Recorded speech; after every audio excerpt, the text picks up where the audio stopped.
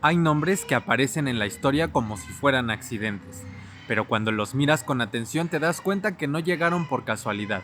Ignatius Donnelly es uno de ellos, porque no fue un místico, no fue un iniciado, tampoco fue un ocultista declarado, fue político, congresista en Estados Unidos, un hombre que, en teoría, estaba completamente anclado al pensamiento racional de su época, y aún así, terminó escribiendo uno de los libros más incómodos para la historia oficial, Atlantis, The Antediluvian World.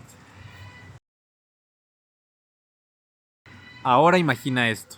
No tenía internet, no tenía acceso a bases de datos globales ni tampoco podía comparar fácilmente culturas de distintos continentes. Y aún así, detectó patrones que hoy siguen sin poder explicarse del todo. Por ejemplo, uno de los datos más curiosos que él señala es que civilizaciones completamente separadas, Egipto, los mayas, los pueblos del Mediterráneo, no solo construyeron pirámides, sino que las orientaron con una precisión astronómica casi obsesiva. No es solo la forma, es la intención detrás de la forma. Otro punto que llamó mucho la atención fue el mito del diluvio universal. No uno, muchos. Culturas que jamás tuvieron contacto entre sí, hablando de una gran inundación que destruyó el mundo anterior. Sumerios, hindúes, pueblos mesoamericanos, todos contando versiones distintas de la misma catástrofe. Donnelly no lo vio como coincidencia, lo vio como memoria fragmentada. Y aquí es donde empezamos a hablar de esos datos que de pronto no encontramos en ningún libro.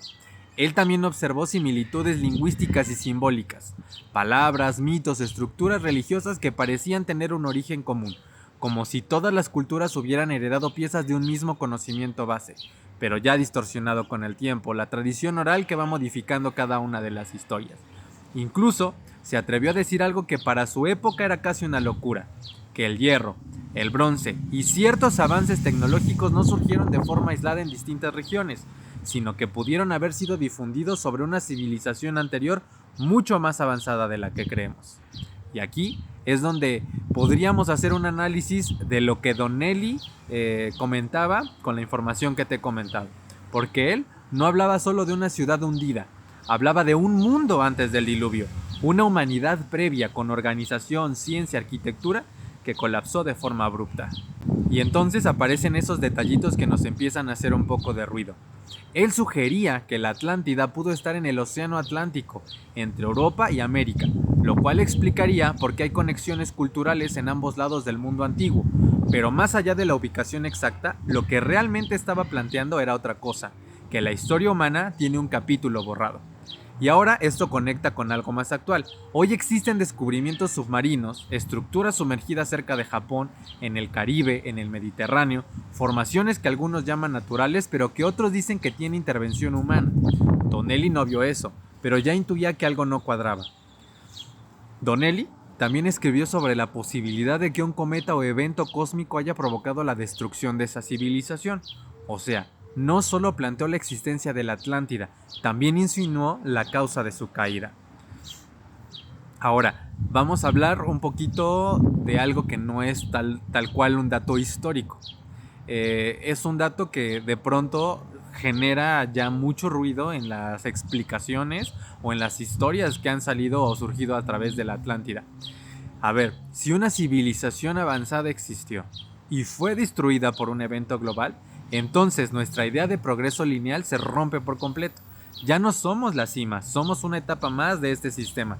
Y eso nos ayudaría a explicar algo que mucha gente siente, pero que no podemos explicar. Es esa sensación de que hay conocimientos que no estamos descubriendo, sino que los estamos recordando.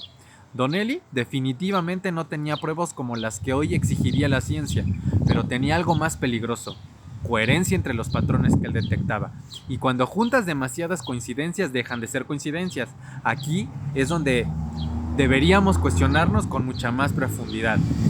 Y habría que hacer la pregunta sobre si Donnelly estaba completamente en lo cierto, o cambiarla ¿por qué más de un siglo después seguimos regresando a la misma idea desde distintos caminos, con distintas evidencias, como si algo nos empujara a mirar a fuerza ese punto? Porque tal vez la Atlántida no es solo una civilización perdida, tal vez es la evidencia de que ya fuimos algo que todavía no entendemos del todo. Y si esto es real, entonces lo inquietante no es que haya desaparecido, Lo inquietante es que su historia sigue intentando salir a la superficie. Yo te invito a que en cuanto puedas te hagas un ratito y busques la película de Atlantis de Disney. Te leo en los comentarios.